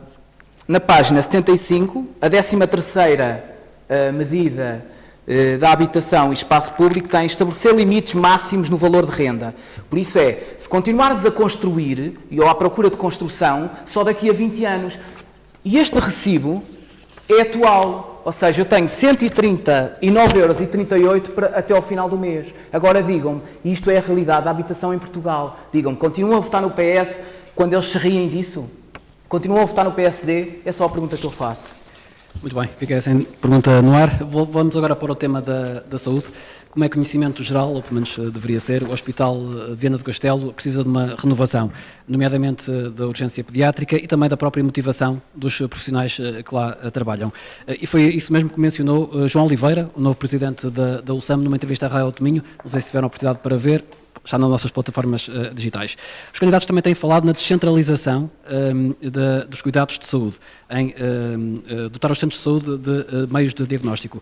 Pergunto de que forma é que os candidatos esperam conseguir implementar essas urgências do Alto Minho, obviamente caso sejam eleitos, e também no ano passado o Alto Minho mobilizou-se e milhares de pessoas assinaram uma petição para a instalação do serviço de radioterapia aqui em Viana do Castelo. Com vocês na Assembleia da República ou até mesmo no Governo, Viana do Castelo vai ter ou não este serviço? Marina. Muito obrigada. Permita-me antes de mais responder, só porque nós não percebi bem esta arrogância, permita-me dizer-lhe assim, da forma como falou de se rir. Primeiro, nem me estava a rir de si nem para si, portanto, mas percebi-o à parte, mas já agora permita-me que a arrogância é vir aqui falar das avós deste país, usando como exemplo Patroça, não percebi bem, e portanto permita-me dizer que aí sim esteve mal e não gozamos com a habitação, não gozamos com a realidade habitacional. Acho que ninguém dos que está aqui o faz e portanto não me coloca a mim um rótulo que não é meu, se é seu, assim será dado, a mim não me coloque. Relativamente à questão da saúde, para nós é efetivamente fundamental continuar a haver um investimento em saúde e permita-me aqui em concreto no Alto Minho. Nós temos problemas, usando outra vez a lógica conjuntural estruturais no nosso no nosso hospital aqui de Viana do Castelo, precisamos ter, ao nível de investimento infraestrutural, nós temos ainda as urgências que funcionam numa solução temporária e que se tem mantido como temporária, que nós precisamos de investir, e assumindo, nós certamente ouviremos isso, eu sou a primeira a dizê-lo, assumindo, estamos há 8 anos, há 8 anos, obviamente com uma pandemia no meio, mas há 8 anos que foram feitas algumas coisas, mas há muitas que ainda é preciso fazer, e esta é uma delas, é evidente para nós, é evidente para cada um de nós que vai ao hospital e que sabe qual é o impacto, não é apenas no atendimento do utente, é também nos profissionais de saúde que também merecem de nós esse respeito de haver este investimento. E quem diz, esta estrutura diz também algumas especialidades que não têm, algum investimento descentralizado, permita-me dizer assim, mas eu vou tentar completar um bocadinho esta parte, mas há uma parte infraestrutural que é importante e, aliás, temos hoje um Conselho de Administração que assume também esse objetivo e, portanto, essa responsabilidade e essa prioridade tem que também ser vertida como prioridade dos deputados do Alto Minho e da próxima legislatura. Mas há um caminho, e agora falando um bocadinho sobre a perspectiva da descentralização e como é que a podemos alcançar, um caminho que vem sendo feito, não é apenas um investimento, nós temos mais consultas, temos hoje mais cirurgias, temos hoje mais profissionais de saúde, mas temos, como dizia, um caminho para fazer. Mas temos no nosso distrito uma realidade, um facto que pode aqui deve permitir também o reforço da resposta descentralizada, que tem a ver com a requalificação que está a ser feita nos centros de saúde. Nós temos 16 centros de saúde que vão ser todos qualificados com investimento contratualizado com o Estado, temos a criação de um novo centro de saúde, e isso vai permitir não apenas melhorar as condições, como eu referia, são fundamentais para os profissionais e para os utentes, mas vai permitir também dar mais condições para aquela que é para nós uma dimensão fundamental, que é da descentralização da resposta no território. Está a acabar o seu tempo, também para ficar claro, está a acabar o tempo. Em relação à radioterapia, esse serviço é possível? Nós temos que fazer esse caminho, nós temos serviços de excelência no Hospital de Viana e também valorizar aquilo que temos de bom, porque temos. Nós precisamos fazer este caminho nessas e noutras áreas, de perceber e de reforçar as respostas, não querendo dizer em concreto que é a única dimensão, é uma das dimensões que eu acho que nós precisamos de olhar e de reforçar as respostas no Alto Minho. Mas voltando, e permita-me, para concluir o meu raciocínio, fez-me uma pergunta à meio, portanto permita-me dizer isso, a descentralização para nós, a requalificação dos centros de saúde é importante para poder descentralizar também as consultas, poder responder de forma próxima ao nosso território, como vimos, é também desigual no acesso à resposta, porque ainda está distante do nosso hospital, é fundamental, e por isso é que os centros de saúde e esta reabilitação e esta requalificação e estas novas respostas são para nós uma dimensão fundamental do nosso programa, e nós temos batido muito nesta tecla no Alto Minho. Muito bem. Jorge Mendes, qual é a posição da AD em relação a esta matéria? A posição da AD é simples. Repare, nós há 4 anos que andamos a batalhar para que o orçamento da nossa Unidade Local de Saúde do Alto Minho seja reforçada. Há uma subcapitação crónica da nossa ULSAM, que nós calculamos em cerca de 10 milhões de euros por ano, que faziam toda a diferença no Alto Minho. Nós, se a ULSAM tivesse 10 milhões de euros todos os anos, nem sequer precisávamos do PRR para recuperar os centros de saúde, já estariam todos recuperados. Já podíamos ter instalações novas aqui no Hospital de Viana. Repara, o Hospital de Viana é um hospital antigo, é distrital, digamos que é um hospital central a nível distrital, mas que tem instalações há muitos anos a precisar de obras. Nós temos contentores à entrada da urgência há 7 ou 8 anos. A consulta externa está lá, a gente for lá às 9 da manhã, a gente vê o panorama da consulta externa. Vem toda a gente do distrito para ser marcada, a fazer o registro às 9 da manhã, estão ali naquelas condições. Há quanto tempo se fala num novo espaço de consulta aberta? E concretamente o que é que a AD propõe? A AD propõe muito simples, que é que a Unidade Local de Saúde do Alto Minho receba aquilo que é justo Viana receber. Viana tem 230 mil habitantes, tem uma população envelhecida.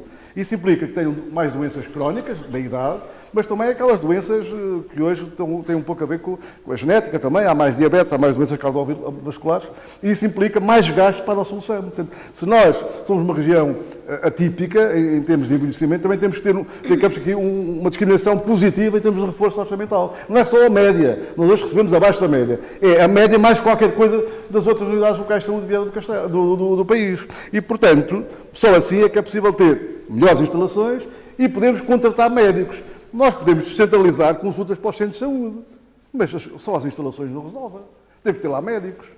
Quando o Serviço de Medicina Interna, aqui, de Cirurgia Geral, esteve encerrado durante vários fins de semana, Se uma pessoa de Melgaço ou de Valença chegasse aqui com uma apendicite, o que é que acontecia? Era reencaminhado em primeiro lugar para Braga, assim para Guimarães e depois para o Porto, o hospital que tivesse segunda linha disponível. Isso não pode acontecer.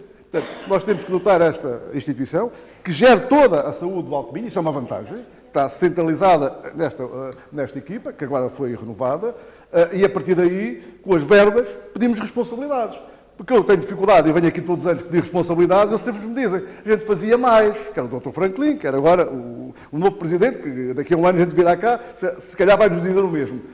Não me podem pedir responsabilidades se não me dão os recursos financeiros que nós precisamos. Portanto, primeiro, recursos financeiros que a região precisa e que é seu por direito. A seguir, podemos refazer as instalações e contratar mais médicos.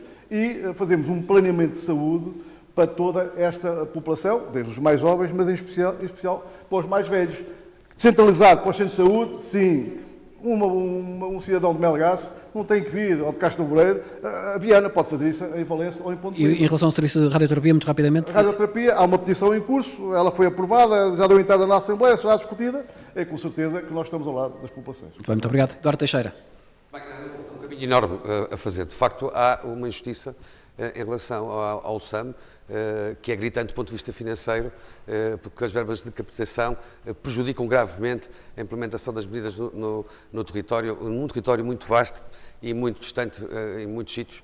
Lembro que de Viana a Melgaço e voltar são 200 km e muitas vezes os meios estão na estrada para auxiliar vidas e isto é de facto mesmo muito complicado. E tem que se investir nesta forma de funcionamento da OLS, mas o novo Conselho de Administração que tomou posse de forma coxa, porque o chefe de gabinete do antigo Ministro da Educação, eleito por este distrito, não conseguiu passar na CRESAP e, portanto, os autarcas querem manter a sua proposta e estão sem a ligação entre a saúde e a CIMA Alto Minho e esse assunto. E concretamente, quais são as propostas? Porque trata-se de um membro do Governo em funções de chefe de gabinete do Secretário de Estado do Orçamento. E dizer que há muitas medidas que podem ser implementadas. Desde logo essa questão da radioterapia, com certeza, nós estamos de acordo. A saúde não é um luxo. O acesso aos medicamentos coparticipados para quem tem dificuldades deve ser absolutamente prioritário, tem de ser para todos. As consultas médicas não podem ter, e eu reuni também, e sei que a lista de espera em alguns setores e algumas especialidades ultrapassam muito e largamente os 3 meses, não pode ultrapassar os 3 meses. A urgência tem que estar aberta em várias especialidades, em algumas que não têm, nomeadamente ao nível da cardiologia. A saúde mental, nós temos grandes problemas e deve existir aqui um reforço nessa área e nós temos que atribuir de vez a questão do médico de família por cada cidadão do Alto Minho e reforçar os cuidados primários e modernizar, em termos de instalações, as nossas unidades hospitalares e, como foi dito, na descentralização, os centros de saúde. É uma área que a mim choca-me, porque foi nos últimos 10 anos que se instalaram logo na parte da urgência pediátrica contentores e que se mantém lá nestes 10 anos de Eldorado, que agora é que vai ser e agora tem que ser, que o Partido Socialista faz quando vai a eleições. Aquilo é o cartão de visitas da saúde do Alto Minho, são os contentores que existem, que perduram e que não podem continuar face à dignidade das mães que têm os seus filhos, que são cidadãos do Alto Minho. Ainda esta semana saiu uma estatística, que por acaso curiosa, que a Vila de Arco aqui em frente, é a 4ª freguesia do país com maior natalidade. É bom termos também noção de que, por acaso, estão perto do centro hospitalar, mas também nascem crianças neste distrito a 100 km do Hospital Distrital, a 50, a 70 e 80, e tem que existir cuidados focalizados junto a estas populações. Obrigado, Eduardo Teixeira. Marta Manfredini, o que é que a Iniciativa Liberal propõe em termos de saúde e, caso seja eleita, que medidas é que pretende implementar e levar à Assembleia da República? A Iniciativa Liberal, o ano passado, já apresentou uma proposta no Parlamento, na Assembleia, chamada Sua Saúde, que no fundo é uma proposta similar àquilo que acontece já nos Países Baixos e na Alemanha, que é, para um utente é completamente indiferente onde é que ele é tratado, se ele é tratado num setor público, no setor privado ou no setor social. Quando alguém precisa de um acesso à saúde, ele tem que ter essa resposta rápida, seja ela de que forma for. Por isso, nós queremos implementar um sistema que, no fundo, é um sistema que já funciona com a ADSE, só que sem trazer um custo acrescido para o cidadão. E por isso, para nós, a nossa proposta é muito clara em relação a isso. Para um utente e para quem está doente e que tem que recorrer a um serviço de saúde, tem que ser indiferente o prestador. O prestador de serviços não pode ser exclusivamente o público.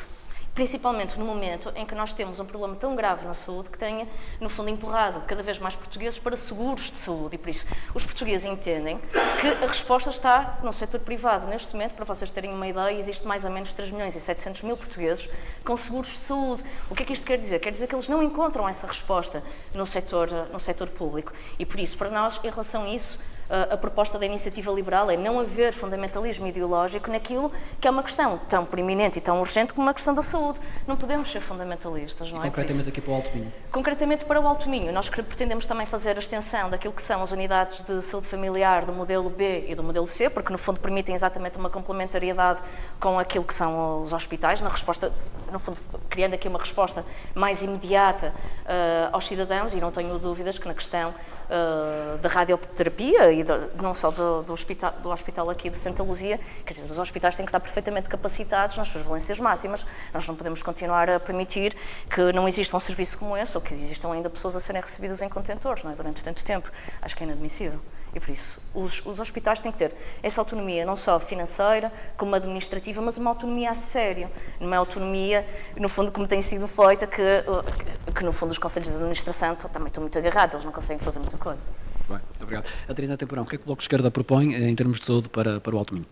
Acho que é fundamental, aliado à primeira pergunta, descentralizar certas consultas, porque sendo um distrito em que a mobilidade é um problema tão grave, e ouvimos médicos a dizer isso, que pacientes de Melgaço têm que se deslocar a Viana ou de outras zonas do distrito, aliado à mobilidade é muito importante descentralizar consultas de certas especialidades para os centros de saúde, para que as populações tenham acesso a essas consultas mais rápido e mais próximo, porque até dentro dos concelhos é difícil a mobilidade, quanto mais entre um concelho e a sede do distrito. Precisamos de valorizar as carreiras dos profissionais de saúde, porque vemos muitos concursos abertos em que as vagas não são completas e precisamos de valorizar as carreiras para que essas vagas sejam completas e tenhamos médicos para atender ao Serviço Nacional de Saúde, mas médicos com as condições e com a qualidade de vida que é necessária. No caso do Alto Minho, para nós é essencial internalizar o serviço de radiologia, que já há muito tempo que é falado que é um serviço essencial para a ULSAM, é necessário internalizá-la. Se é essencial, é necessário que seja internalizada na ULSAM.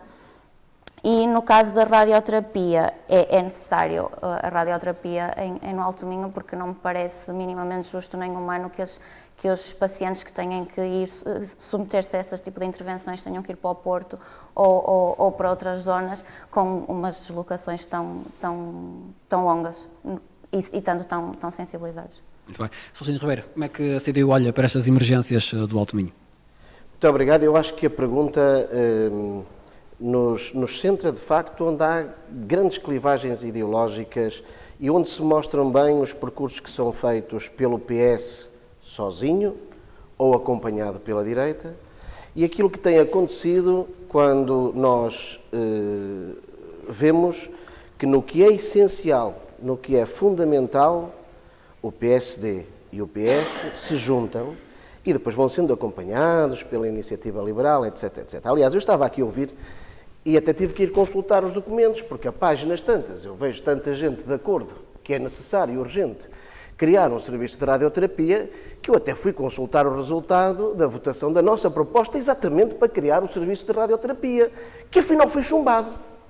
Afinal foi chumbado pelo Partido Socialista, desde logo, mas para não parecer mal, com a abstenção do PSD, ou seja, o PSD com deputados eleitos pelo distrito de Viana do Castelo. Isto é que é importante, Jorge.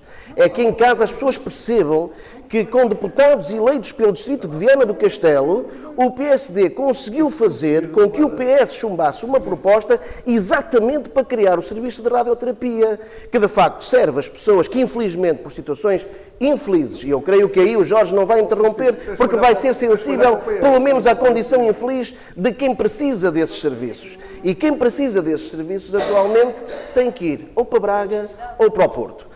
A proposta foi apresentada e, repara, o PCP, a CDU, não tem nenhum deputado eleito. Mas sentiu que, de facto, no território era uma emergência aquilo que estava, de facto, a acontecer e que era necessário atalhar caminho e rapidamente criarmos condições para se criar o serviço de radioterapia. Mas há uma outra questão fundamental. Ao longo dos anos e ao longo das legislaturas, o que é que tem acontecido com o Serviço Nacional de Saúde? Um serviço que importa realmente fortalecer e não destruir, como defende de resto aqui a Iniciativa Liberal. Ora, o que é que acontece com o Serviço Nacional de Saúde? Paulatinamente, ano após ano, orçamento após orçamento, lá vão sendo transferidas verbas do Orçamento de Estado para o setor privado. Ora, ou para o setor privado diretamente, para fazer isto que a Iniciativa Liberal tanto gosta, que é, de facto, que as pessoas possam ir ao privado desde que quem passa o cheque seja o Estado, ou então para ir dando a capacidade de gerir o bem público, ou seja, o investimento público por parte de privados. O que é interessante é que os privados não constroem de raiz, querem pegar naquilo que o Estado já construiu, já adquiriu, já comprou e já pagou. Repare, muito rapidamente, o Serviço de Radiologia é disso um exemplo aqui no Hospital de Viana do Castelo, gerido por privados num concurso que vai agora para os 13 milhões de euros. Muita gente pensava, por exemplo, que até existia um serviço de hemodiálise no hospital, mas não existia. Funcionava lá, de facto, mas era privado. Quando saiu de lá, até muitos dos que trabalham dentro do Hospital de Viana do Castelo se aperceberam, porque nem se tinham apercebido, que realmente aquele serviço não era um serviço público, não é? E isto é que é uma realidade gritante e por isso mesmo é preciso fortalecer o Serviço Nacional de Saúde e não destruí-lo, como de resto a direita o quer fazer e como o PS sozinho de vez em quando também vai fazer. Muito bem. Tiago Carvalho, do PAN, que propostas é que tem para a saúde, para o Alto Minho? Todos ouvimos aqui falar, e muito bem, da necessidade de as infraestruturas serem melhoradas, centralização de serviços. Estamos completamente de acordo, mas há um ponto que ainda não foi falado, que é onde é que vamos buscar esses médicos? Onde é que vamos captar esses profissionais para suprir essas necessidades dos nossos concidadãos, principalmente aqui no nosso distrito? Há um ponto importante, que é geral relativamente a todo o país, mas que também afeta o Alto Minho, que é as vagas das faculdades de Medicina. Nós assistimos ao longo dos últimos 50 anos ao lobby da Ordem dos Médicos, que até o Miguel Guimarães faz parte ali da lista da AD, e vemos que há um lobby instalado, digamos, que não permite que haja mais vagas nas faculdades de Medicina e assim privando os cidadãos portugueses de terem mais médicos disponíveis e até mais de termos mais médicos a competirem entre si para serem melhores profissionais e não estarem profissionais encostados, digamos assim. Ou então, como já se viu na comunicação social, a tirarem dúvidas a estudantes internos por WhatsApp, ou seja, estavam no privado a dar as suas consultas e depois, como médico assistente, têm que dar uma, digamos, uma instrução a um médico interno e pelo WhatsApp é que vou fazer isso, ou seja, isto é absolutamente inaceitável. Depois, a aposta no Serviço Nacional de Saúde, sim, sem dúvida alguma, tem que haver salários mais atrativos, não há dúvida nenhuma, acho que todos concordamos quanto a isso, e depois também não podemos criar o estigma de proibir os médicos de exercerem no privado, porque senão assim, em vez de captar para o Serviço Nacional de Saúde os médicos, o que vai acontecer é que eles vão fugir todos, não é? E então aí temos um problema adicional. Depois, obras de fundo, aqui na nossa ULSAM, aqui no nosso Hospital Central de Viana, isto tem a ver com a modernização de tudo, da infraestrutura, dos equipamentos, mais profissionais. A questão da quimio e da radioterapia parece-nos importante, a questão do efeito crescente destas doenças cancerígenas, sem dúvida. Por isso é que nós também defendemos mais prevenção, a questão da prevenção nas escolas, mais saúde nas escolas. A questão dos médicos a contratar, é importante percebermos que podíamos optar por uma questão temporária de contratar médicos estrangeiros, como já foi feito com os espanhóis, aqui da Galiza, resultou muito bem, mas podemos contratar de outras nacionalidades. Podemos também, se tivermos mais vagas, evitar que muitos estudantes de medicina vão para leste, para os países de leste estudar e possam estudar cá, e eventualmente até abrindo mais universidades privadas de medicina. Neste momento temos uma, mas pode ser mais difundido essa prática. E depois os pediatras nos centros de saúde. Parece-nos importante, com os problemas que existem no serviço de pediatria, acho que seria importante os pediatras nos centros de saúde, a par dos, como temos psicólogos e nutricionistas, mas também, e só mesmo para finalizar, o serviço de atendimento permanente em todos os concelhos, porque senão temos o problema da mobilidade que já aqui foi falado. As pessoas durante a noite sentem-se mal, então têm que ir para não sei para onde, muito longe, e podiam ter o serviço de atendimento permanente nos seus próprios concelhos, nos seus centros de saúde. Muito bem. Obrigado. Gonçalo Pereira, o que é que o LIVRE tem a apresentar em relação ao Alto Minho, em relação à saúde? Gostava só de fazer uma observação ao candidato do Chega, que diz que o Serviço Nacional de Saúde é para todos. No programa tem ali algumas exceções. Relativamente à iniciativa liberal e aos seguros de saúde, não nos esqueçamos que quando o seguro não cobra o tratamento, para onde é que vai o utente? Para o Serviço Nacional de Saúde. Essa é que é a questão. Depois, acho que é evidente que nós percebemos a competência e a capacidade dos nossos profissionais de saúde. Tivemos o exemplo da situação do Covid-19, não é? Em que fomos um dos países do mundo com uma melhor vacinação. E a questão está, efetivamente, na gestão. Sabemos que a maior fatia do orçamento do Estado vai para a saúde e é preciso tratar isto com algum cuidado. O LIVRE concorda que as unidades de saúde podem ter muito mais competências para também, de certa forma, minimizar a afluência aos hospitais. E acho que isso é possível. Mas, claro, terá que ser feito um investimento nas infraestruturas e nos profissionais. A questão do Hospital de Viana, eu parece-me que é muito sensível o facto de uma urgência de pediatria estar em contentores. Eu acho que isto, a qualquer pessoa... e penso que isto já está assim há imenso tempo. Terá que, efetivamente... E a situação da unidade desculpem, perdi-me, de radiologia, exatamente, é importante, mas a radioterapia, desculpem, mas esta situação dos contentores parece que é uma coisa que não se aceita num país... E como é que pretende resolver? Urgentemente, até porque nós precisamos de natalidade e precisamos de cuidar dos nossos mais jovens. Mas penso que é isso, nós temos exemplo de que trabalhamos muito bem, que temos profissionais e a questão é, efetivamente, a gestão do Serviço Nacional de Saúde. Há aqui muitas incompatibilidades, há uma percentagem enorme que depois dessa fatia do orçamento que vai para os privados e vai ter que ser, efetivamente, vista e revista. E o LIVRE acredita que é possível, com as competências e a capacidade que nós temos de recursos humanos, o Serviço Nacional de Saúde continuar, e acreditamos que não é extingui-lo que é o futuro. O futuro é, efetivamente, investir, mas certamente com essas preocupações. Muito bem. Antes de passarmos aqui à ronda final, gostaríamos também de questionar os candidatos, que é de conhecimento de todos, que os órgãos de comunicação social passam dificuldades a nível nacional, quanto mais regional e local.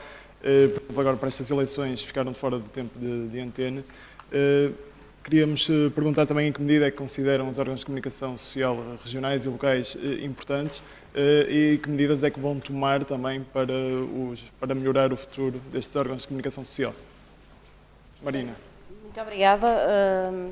Um minuto para responder. É um minuto, sim, ok. Era precisamente a minha pergunta.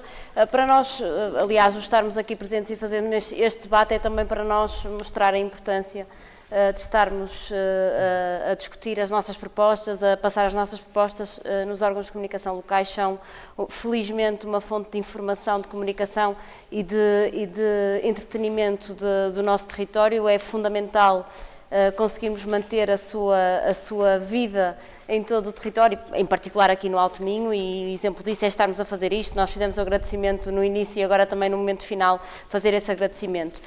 em particular, e quanto a medidas para o futuro, há uma medida, um caminho que ficou aqui interrompido a meio e que nós queremos retomar o mais breve possível e que tem a ver precisamente com o investimento e o acesso aos conteúdos da Lusa.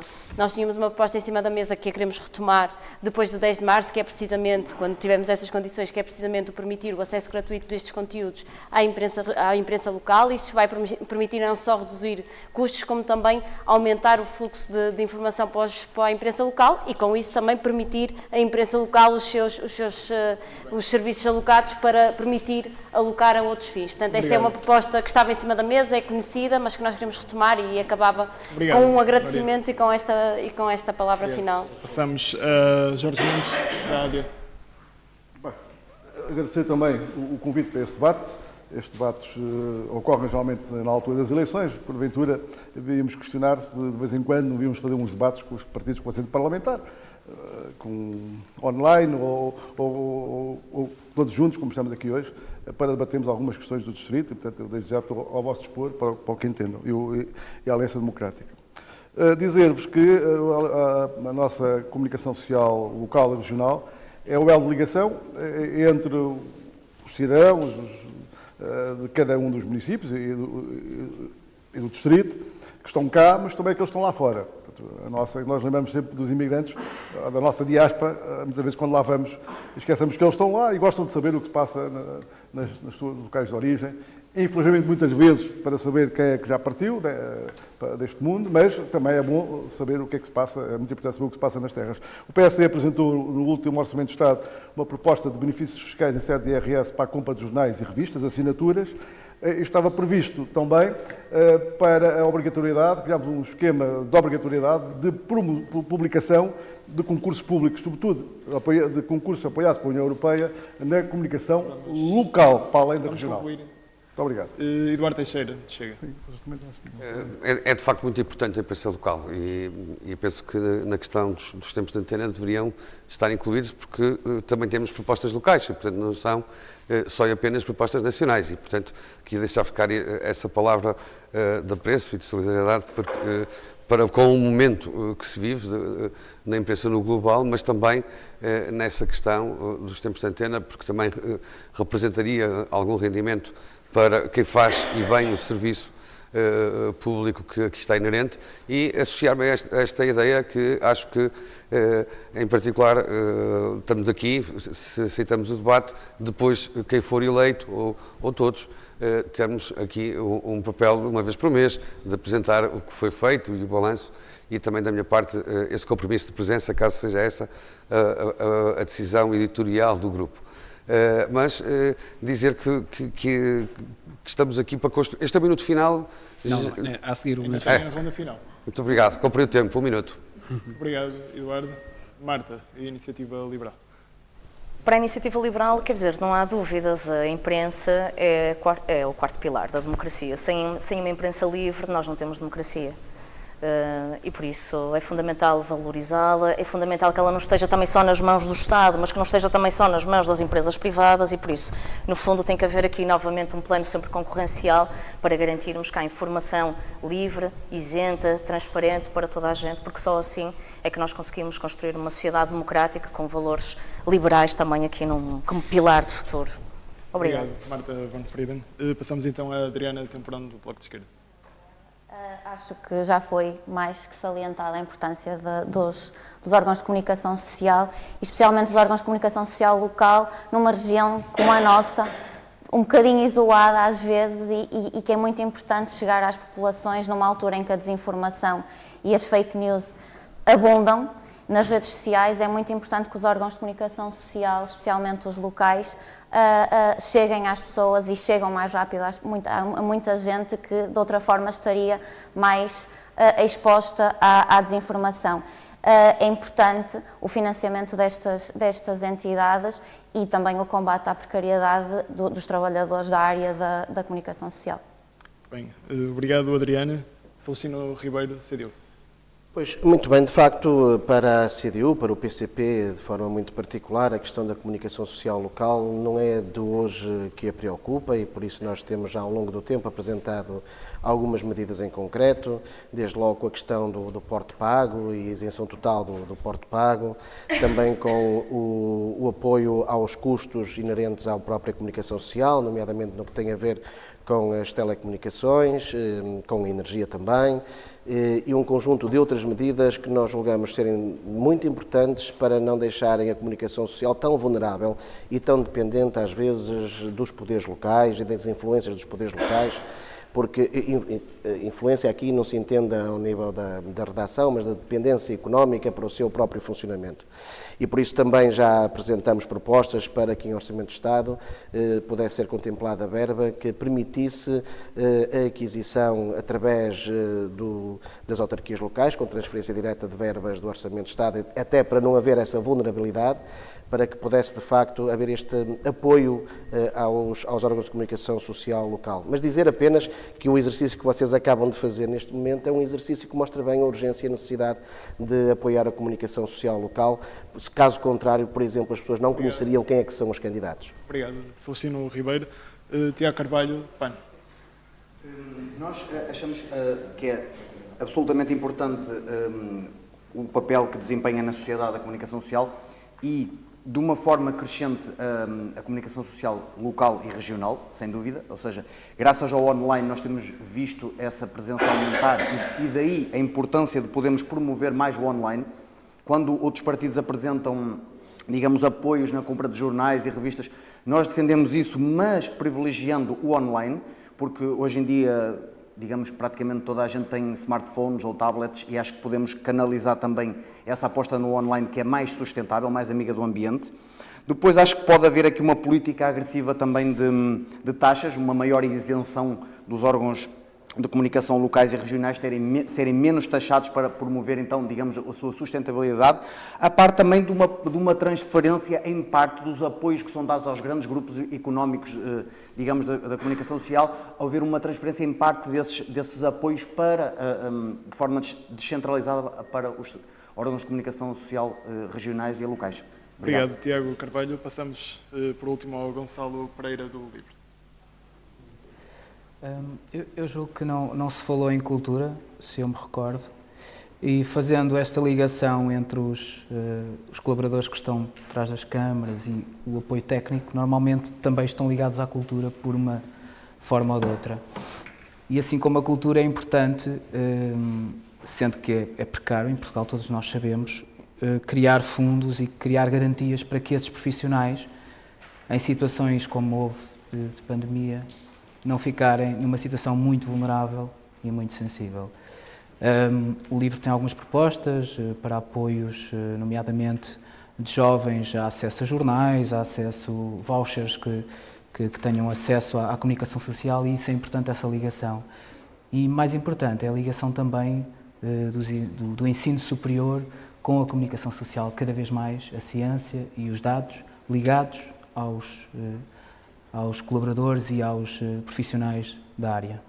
Muito bem, muito obrigado. Estamos então a chegar ao fim deste debate, mas como é habitual, os candidatos têm agora o direito ao apelo ao voto. Cada intervenção tem a duração de 1 minuto. Marina.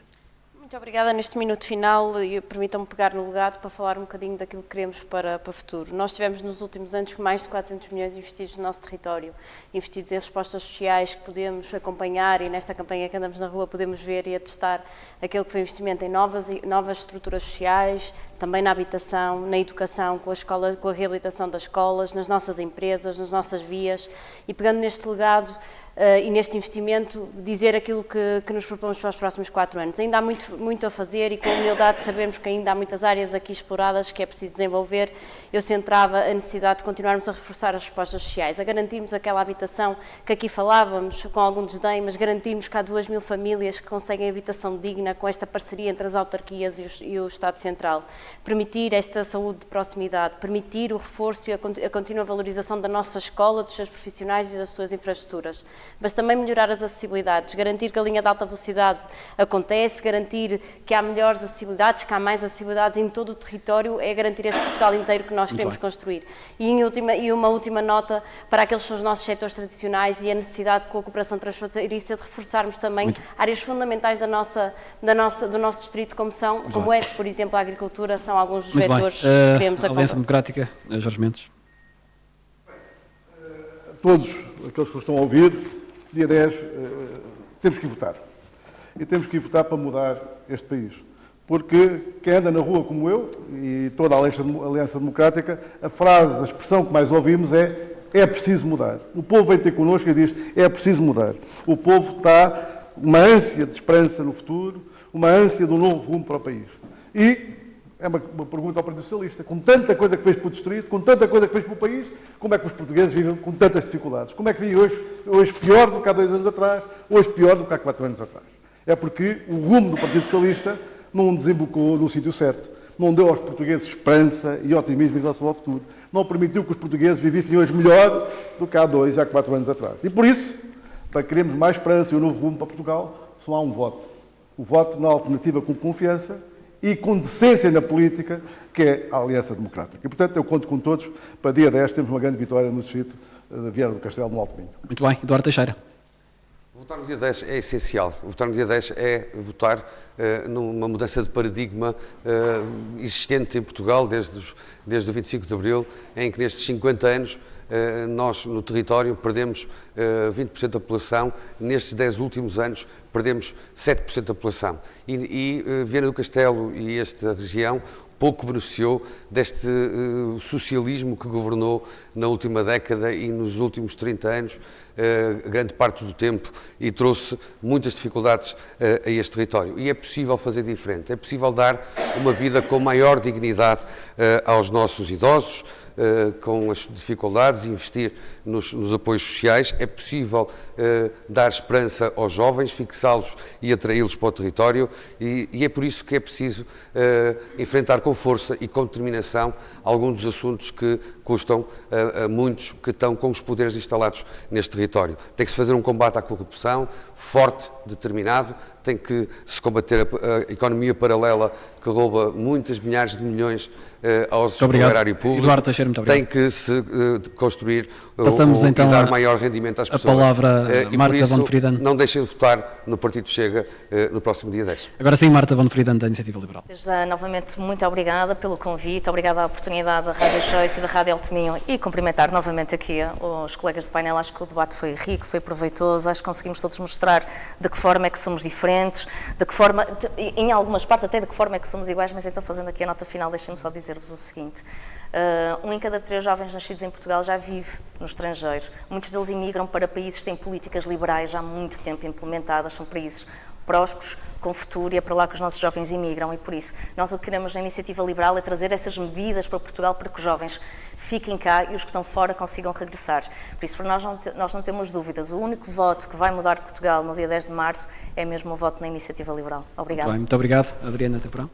Nos últimos anos temos vindo a ver uma repartição de deputados pelo Alto Minho entre o PS e o PSD que não têm dado a visibilidade ao Alto Minho que ele merece e neste momento vivemos as consequências disso mesmo, desde a saúde, à habitação, à educação. E o Bloco de Esquerda tem sido dos partidos que mais questionam o Governo sobre questões específicas da nossa região e o voto no Bloco de Esquerda é aquele que nos permite levar um deputado à Assembleia da República que dará ainda mais força a toda esta... ao Alto Minho, pela habitação, pela saúde, pela educação e por tudo aquilo que ainda nunca foi feito. Muito obrigado. A Celestino. Pois, aquilo que vai acontecer de facto a 10 de março é tão simples quanto isto. É a escolha dos 5 deputados eleitos pelo Distrito de Viana do Castelo. O que tem acontecido nos últimos anos é que a população do Alto Minho tem escolhido sempre PS e PSD. Agora o PSD apresenta-se aqui disfarçado com uma capa da AD ou com uma capa de um outro partido. Mas a verdade, aquilo que importa nessa altura, 10 de março, é escolher os 5 que vão representar o Alto Minho. Se realmente a população precisa de ver os seus salários aumentar, as reformas, as pensões, valorizar o seu trabalho, combater as injustiças, pois esse voto de conforto está de facto na CDU, que é um voto combativo, um voto que traz esta esperança do 25 de Abril, que em ano de cinquentenário é extremamente importante recordar. O voto de Abril é o voto na CDU, o voto do Progresso é o voto da CDU e, por isso, a 10 de março, só há um voto consequente para valorizar as pessoas, é o voto na CDU. Muito obrigado. Tiago Carvalho. Dizer-vos que no dia 10 de março é importante votar PAN, porque nós com apenas uma deputada eleita conseguimos aprovar imensas medidas, somos o partido que mais propostas apresentou na Assembleia da República. Nós nunca desiludimos o nosso eleitorado, aliás, aqui no Distrito de Viana do Castelo nós podemos fazer a diferença em políticas ambientais, como vocês já viram no passado, a questão de evitarmos a exploração do lítio na Serra da Arga. Estamos a trabalhar aqui no Distrito também para a implementação dos programas de esterilização dos animais serem mais efetivos, para os municípios cumprirem melhor os orçamentos que têm para esterilizar os animais errantes e para evitarmos esse problema de saúde pública também. Queremos apostar fortemente em falar com todos os partidos, nós não temos dogmas ideológicos e por isso mesmo somos um partido útil à democracia, como se tem visto. Muito obrigado. Muito obrigado. Gonçalo Pereira, para terminar. Bem, o LIVRE quer apelar à abstenção, ou seja, quer apelar à abstenção não, peço desculpa, quer apelar ao voto aos que se abstêm. Julgamos que a política está muito distante do eleitorado e é importante essa aproximação, acreditar que há partidos que conseguem apresentar medidas como semanas de 4 dias, como Casa 3C, passe ferroviário nacional de 49 euros, é possível.